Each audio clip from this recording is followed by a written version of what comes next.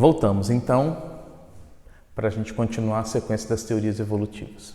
Bom, então a gente viu já Lamarck com seu pioneirismo, onde dizia o seguinte: o meio impõe. Legal. E eu só não concordava muito, mas tudo bem. Bom, depois de um determinado tempo, vale lembrar que Lamarck era respeitadíssimo na Europa, como um excelente zoólogo, botânico e assim por diante, tá bom? Bom, aí vem um jovem inglês chamado Charles Darwin.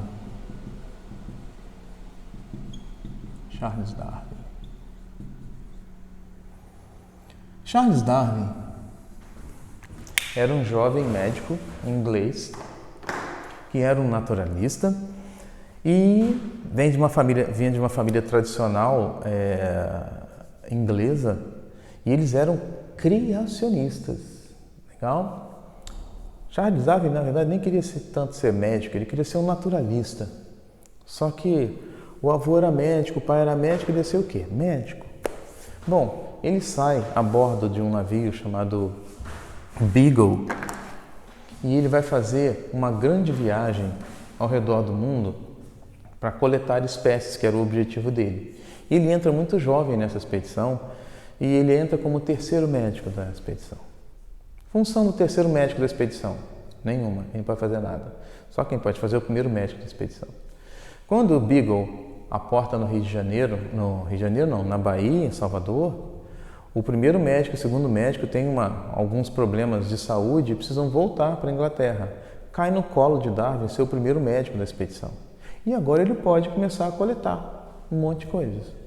E o Beagle vai passando por Rio de Janeiro, lá no sul do país, passa o Cabo Horn, o Estreito de Drake, que separa o Atlântico do Pacífico, e vai subindo agora pelo Pacífico.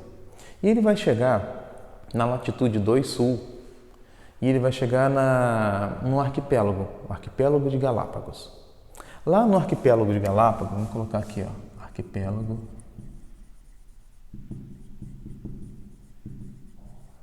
de Galápagos.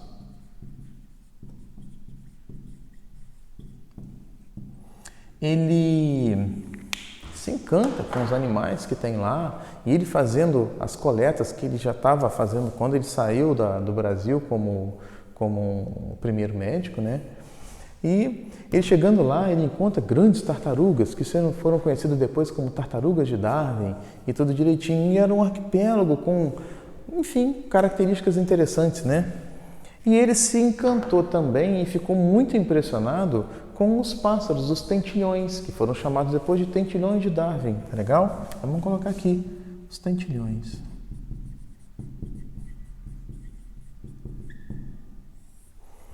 O que ele viu entre os tentilhões? A característica do bico. Ele ficou intrigado. Como é que pode ser da mesma espécie e apresentar bicos morfologicamente diferentes? Vamos colocar aqui, ó. Bicos. Eu vou desenhar aqui 3 tipos de bico, tá legal? Vou colocar de outra cor. Ó. Um bico assim. Um outro bico assim. E um outro bico assim. Bico número 1, bico número 2, bico número 3. E ele ficou intrigado. Falou, cara, como é que pode ser da mesma espécie e apresentar bicos tão diferentes? E ele vai ficando intrigado, e como todo nerd, quando está descansando, estuda, ele foi estudar coisas ligadas à estatística dentro dos estudos que ele estava sendo feito, e ele chegou até a teoria malthusiana. A teoria malthusiana, só vou colocar aqui, mas vou apagar, tá legal? Ó. A teoria malthusiana diz o seguinte,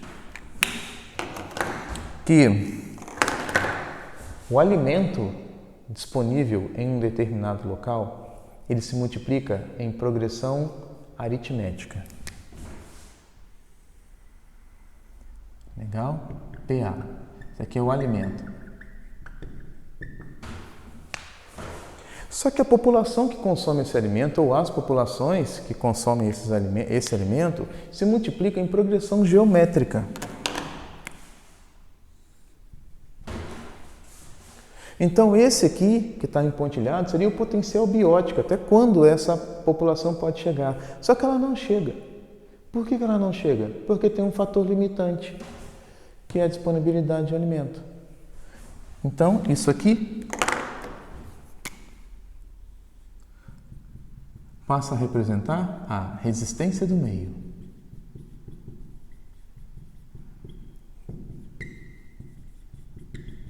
A resistência do meio. Tá legal? Baseado na teoria de Thomas Malthus, a teoria malthusiana, ele volta a percorrer as ilhas que fazem parte do arquipélago e ele começa a perceber o seguinte: em cada ilha existe uma disponibilidade de alimento em maior quantidade diferente. E ele começa a perceber o seguinte, que na ilha A tem uma disponibilidade de alimento tal que favorece quem tem o bico número 1, mas não favorece quem tem o bico número 2 e número 3, tem dificuldade para pegar o alimento. Então, nessa ilha que ele foi visitar, o número de tentilhões, que tinha maior quantidade, era esse daqui que tinha o bico número 1. Quem tinha bico 2 ou bico 3 não ficava muito por ali não. Já numa outra ilha, a disponibilidade de alimento era totalmente diferente, que favorecia quem tinha o bico número 3. Quem tinha o bico número 1 e número 2 tinha muita dificuldade para pegar o alimento.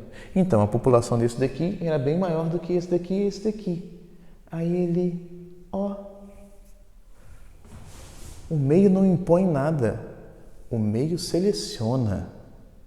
E aí, ele pela primeira vez fala que na seleção natural. E pela primeira vez ele fala da biodiversidade. Então, para Charles Darwin, para o darwinismo, o meio seleciona. E surge pela primeira vez a parte de seleção natural. Legal? Bom, e aí Darwin estava começando a perceber o seguinte, que a natureza ela é cruel. Se você não se adapta, ou você serve de alimento para outro, ou você vai para um outro local. Mas você não vai sobreviver ali, porque você não foi selecionado. As condições que você tem não são favoráveis naquele meio. Essa é a linda teoria darwinista. E Darwin agora começa a ter problemas, porque ele é criacionista, cara, e ele descobre exatamente o contrário. Ele volta lá para a Inglaterra, depois de um tempo, e começa a apresentar suas ideias, o pessoal já fica assim meio de olho, e quando todo mundo percebe que é um trabalho muito importante, Darwin leva muito tempo para publicar sua origem das espécies. E ele publica só um trabalho, um resumo. E esse resumo movimenta toda a comunidade europeia. E agora, a ciência, hoje, ela é dividida em antes de Darwin e depois de Darwin. Tamanha a importância da figura de Darwin. Tá legal? Então o darwinismo foi se desenvolvendo, ele foi desenvolvendo a ideia, ainda meio confuso com tudo que estava acontecendo. E depois de um tempo, o irmão de Darwin, ele pega essa teoria darwinista e diz o seguinte, então ela pode ser aplicada também na sociedade. E cria a sociedade de classes. E surge então o darwinismo social.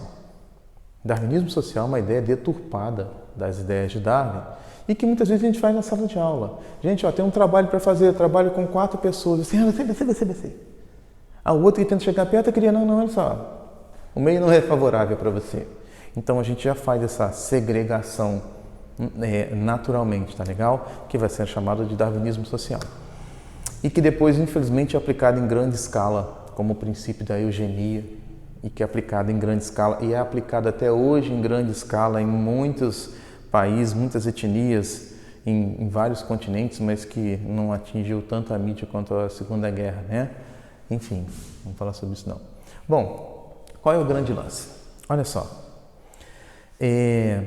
se as sementes, se os animais e sementes vão se cruzando aleatoriamente e surgindo indivíduos diferentes mais bem adaptados, se acontecer alguma coisa com essa semente aqui e ela for eliminada, vai ter um problema.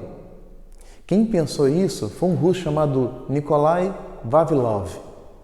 Nikolai Vavilov, ele pegou as ideias de Darwin, porque na mesma época que Darwin estava fazendo essa teoria, um monge que queria ser professor titular, mas não conseguiu, chamado Gregor Mendel, onde é hoje Praga, na República Tcheca, ele estava fazendo experimentos com ervilhas. E ele sabia o seguinte, tinha alguns fatores ali. E esses fatores, depois das ideias de Darwin, de Mendel, foram engavetadas durante mais ou menos 35 anos. Ninguém acreditou naqueles cruzamentos de ervilha, aquilo é bobagem. E se ele tivesse conversado com Darwin, talvez tivesse acontecido um negócio bem bacana naquela época. Quando o núcleo da célula foi descoberto, os genes foram descobertos, os trabalhos de Mendel foram resgatados. E Vavilov imaginou isso. O que ele queria dar para a população russa? Alimento. Stalin estava no poder. Então, e a população passava muita fome, ele queria dar alimento para todo mundo. E então ele viajou o mundo inteiro para buscar a origem daquelas sementes. Qual a origem da maçã? Em tal lugar. Então ele foi lá e conseguiu um monte de sementes originais, daquela que não sofreu modificação nenhuma. E ele fez um banco de sementes na Rússia. Ele foi o primeiro grande organizador dessa coisa. Qual era o objetivo? Vamos cruzar essas sementes para conseguir uma espécie resistente, uma espécie que seja favorável ao nosso ambiente, para que a gente possa plantar e possa dar comida para todo mundo. Mas o seu ex-pupilo chegou para Stalin e dedurou o cara, falou que ele estava querendo ir contra as ideias de Stalin. Stalin, então, tira ele do poder, coloca esse ex-pupilo que defendia essa ideia. Ele disse o seguinte, nós vamos colocar as sementes na neve e no outro ano, todas as sementes que germinarem são aquelas sementes que conseguem sobreviver na neve e nós vamos ter muita comida. Conclusão, Nikolai Vavilov, com as ideias de Darwin, mas as ideias de Gregor Mendel, formando que existe até hoje um grande banco genético de sementes, ele querendo com a intenção de dar comida para toda a Rússia, ele morreu desnutrido numa prisão. Morreu de distrofia muscular provocada por inanição, falta de alimento. Então, a obra de Darwin ela vai ser importante agregada de Mendel. Só que a obra de Darwin ela é incompleta. Ela é incompleta porque ela não explica essa variedade. Legal? Não explica essa variedade porque ele não tinha conhecimento do DNA. Então vamos colocar aqui. Obra incompleta. Obra incompleta. Muito importante, mas incompleta, porque ele não explica a variabilidade genética. Vamos colocar aqui, ó. Não explica a variabilidade genética.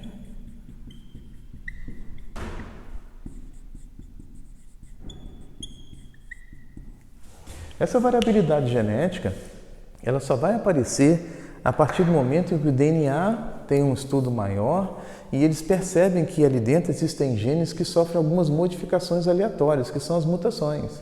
Darwin não conhecia as mutações.